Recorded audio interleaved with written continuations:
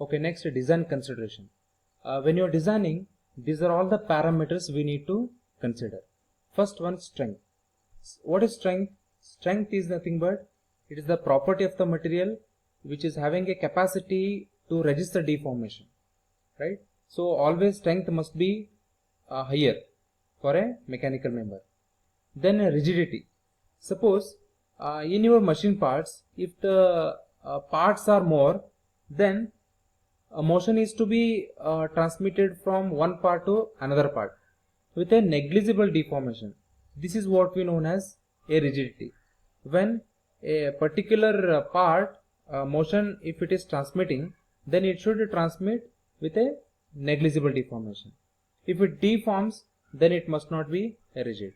So hence rigidity play a very important role, hence we need to consider. Then reliability. So a mechanical member must be a reliable one. It must be it will give confidence to the customers to buy it, right? Then safety. Safety is always a very important parameter. When you are operating any machine in any environment, it must be a safer one. It should not break, or it should not be uncomfort to the customers. Hence safety precaution or safety measures will be always there for any mechanical member. Then cost. Customer will always look at the cost.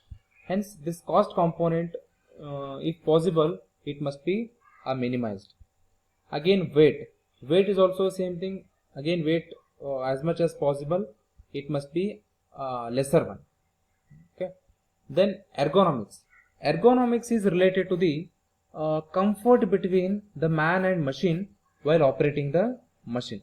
If any person operating the machine, he must be in comfort zone with that particular machine. Hence this is also an important consideration while design. Then aesthetics.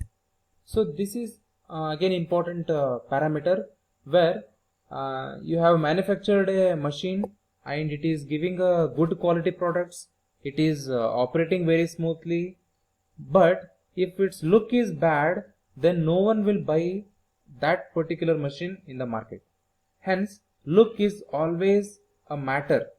It may be a machine, it may be any other things, right, stuff, but it must be good looking one. Hence aesthetics play a very important role. Then manufacturing consideration, I just covered this topic in the previous slide. Then assembly consideration. So whenever there are two or three different parts is to be assembled, then assembly issues should not come. That is, it one component can easily fit into the another component. So that consideration we need to take into account. Then conformance to the standards. Always we need to use the standard parts which are globally accepted one, because the materials are easily available, and we can produce the more machine components at a higher rate if it is a standardized one. Then friction and wear. So when you are designing something, almost all we need to minimize the frictions and wear. Otherwise it will unnecessarily create a temperature, and it will automatically it will be a failure component. Hence almost all the possible friction we need to minimize. Then life definitely it must be a higher one. If you are manufacturing a battery, it must be a higher life, or it may be a mechanical member. Life should be more. Then vibration. So vibration, almost we need to balance it, right? We need to balance the vibration, so that if we balance the vibration, then automatically noise will be reduced. Okay. Then thermal consideration. Consideration like temperature, thermal conductivity, and so many other thermal points we need to consider while designing a machine. Then lubrication and maintenance. So maintenance cost must be minimized for a customer to attract it, right? Then flexibility. The machine which we are designing, it must be a multi-purpose, that is flexibility. Then size and shape. Size, almost we need to reduce it to a great extent possible, and shape, it is shape must be a good one, so that it again comes into picture of aesthetics and all. Shape. Then stiffness must be a higher one, so if the stiffness is more, its strength of material is more, and hence we need to consider stiffness into account. Then corrosion. As much as possible, we need to use the anti-corrosion material for our mechanical members, and the one material which we have designed, it must be a corrosion resistant one. Okay. Then noise, as this is directly related with the vibrations. So if the vibrations are minimized, definitely a noise component will be reduced. Then environmental consideration. So it must be a safe in any environment. So that point we need to consider, and it must be eco-friendly. So these are all the parameters which are very, very important in the design considerations. Next we will discuss mechanical properties of the materials one by one. These are all the mechanical properties which you have already studied in the strength of materials. Let us briefly discuss one by one. Okay, first component, strength. Strength of a material is its capacity to withstand destruction under the action of external loads. For example, if you are applying a load on a particular member, it will show the ability of the material to withstand that stress without failure. Okay, and the maximum stress that any material will withstand before destruction is called ultimate strength. So here I have given you stress strain diagram of a mild steel specimen, where A, B, C, D, E, F are the different points I have shown, where A is the proportional limit, B is the elastic limit, C is the upper yield point, D is the lower yield point, E is the ultimate stress or ultimate strength, and F is the fracture point. Elasticity. So as you know that whenever a mechanical member is subjected to a load, then that member will deform. When the load is removed, the mechanical member will come back to its original shape and size. This is what we know as elasticity.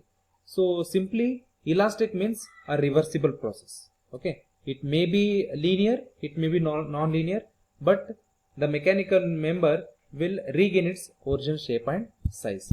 So here elastic limit is given. So if you load the mechanical member up to this point, it is a elastic region. So when you apply a load at this point, it will, and if you release the load, it will come back to its original position. But when you apply a load beyond this point, then the material will not be having a capacity to regain its original shape and size. This is called elasticity. Then coming to plasticity. The plasticity of a material is its ability to undergo some degree of permanent deformation without rupture or failure. So here also, for example, if you apply a force on a mechanical member, it will deform. If you release the load, okay, then it will not come back to its original shape and size. This is called plasticity. Suppose if you apply the load beyond this point, the material will not be having a capacity to regain its original shape and size. This is called plasticity. So after point B, this is all plastic region, and within point B, this is all elastic region. And plastic means permanent deformation. One best example is a forging of a particular part. If you do forging, then you cannot able to retrieve it back to the original shape and size. This is what we know as plasticity. Next one, stiffness. So resistance of a material to elastic deformation or deflection is called stiffness. If a material suffers slight deformation, it has a higher degree of stiffness. If a material has a more deformation, it simply means that it is having a lesser stiffness, vice versa, right? And example, a steel beam is more stiffer or more rigid than the aluminum beam because steel beam undergo lesser deformation than the aluminum beam, right? That's why it is more stiffer. So here stiffness is directly calculated with the help of stress strain diagram. The area under this curve up to point B directly will give you what is the stiffness of the material. Stiffness directly relates to the Young's modulus. Ductility. It is the property of a material which enables it to draw out into thin wires. For example, all the soft materials are ductility. Example is mild steel, copper, and so many aluminum and all. So these are all the examples for ductility. So as we have seen here that mechanical member is there. So this is the starting point. Once you apply the load to this particular part, then it will elongate like this. So this component, so see, this is the thin wire which can be made from the component like this. So very thin wire we can make it from the given specimen. So this measures the ductility. Okay. Malleability. Malleability of a material is its ability to be flattened into thin sheets without cracking by hot working or cold working. See, for example, a lead can be readily rolled and hammered into thin sheets but can be drawn into thin wire. So this is the best example for ductility also and malleability also. So simply malleability means the material can be flattened into thin sheets. Then brittleness. So it is the property of a breaking without much permanent distortion. So in the brittle materials, we will not be having any clear-cut deformation. Means there is no deformation at all. Means a slight deformation will be there, but you cannot notice it by your naked eyes. Okay. So suppose one example I will give you here. I have a glass piece as well as mild steel specimen in my hands. Suppose if I leave it from some certain heights, then which one will absorb more energy? Definitely it is a mild steel, right? Because glass will break when it hits the ground, but mild steel, when it hits the ground, it will deform, hence it will absorb more energy than the glass piece. The one which breaks early will not be having a more energy. Hence glass and cast iron is the best example for brittle materials. Creep.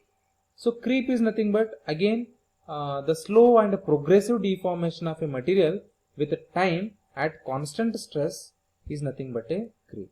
So in a simple words, see, this is the example where a constant load is applied to this mechanical member, and in addition to that some temperature is also given, means we are heating it.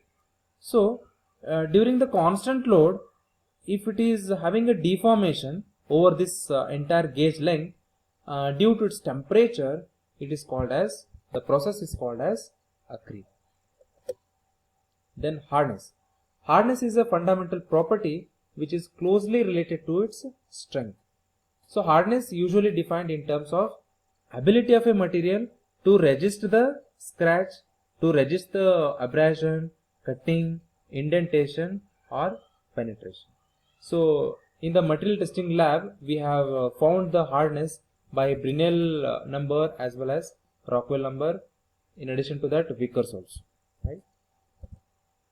So toughness. Toughness is nothing but ability of a material to absorb energy till the material fractures.